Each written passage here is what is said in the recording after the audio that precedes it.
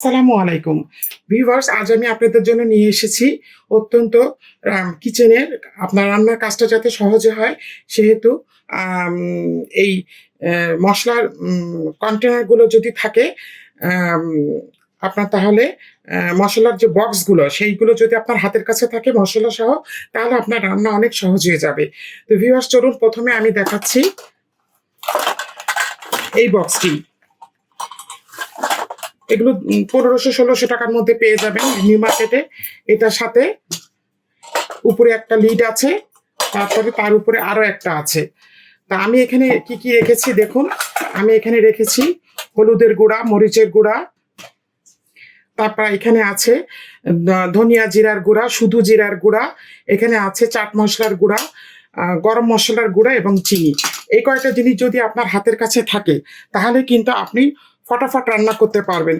আপনার মশলার অনেকগুলো কন্টেনার আমরা রান্নাঘরে সাজিয়ে রাখি, এইগুলো এক একটা করে বের করা এবং প্রতিটা খুলে খুলে মশলাগুলো স্পাইসিগুলো দেয়া আমাদের জন্য অনেক কষ্টসাধ্য হয়ে যায়। তা আপনি যদি এরকম একটা বক্স কিনে এইভাবে সাজিয়ে নেন তাহলে আপনার জন্য খুবই সুবিধা হবে।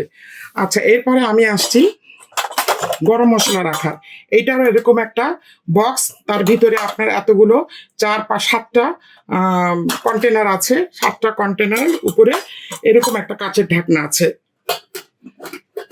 এই যে এরকম একটা কাচের ঢাকনা আছে, এটাও ব্যবহার করা অনেক সহজ।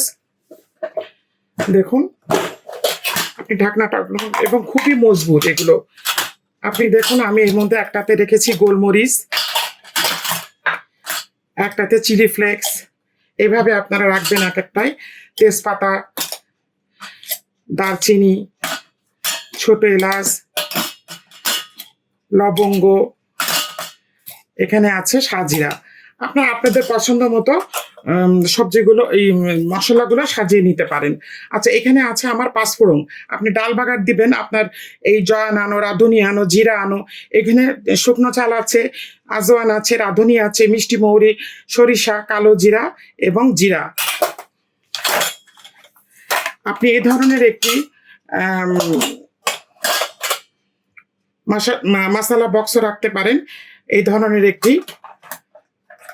এটার মধ্যে আপনি লবণ, টেস্টিং সল্ট, গোলমরিচের গুঁড়া, অন্য অন্য স্পাইসিগুলো আপনি রাখতে পারেন। এই ধরনের একটা,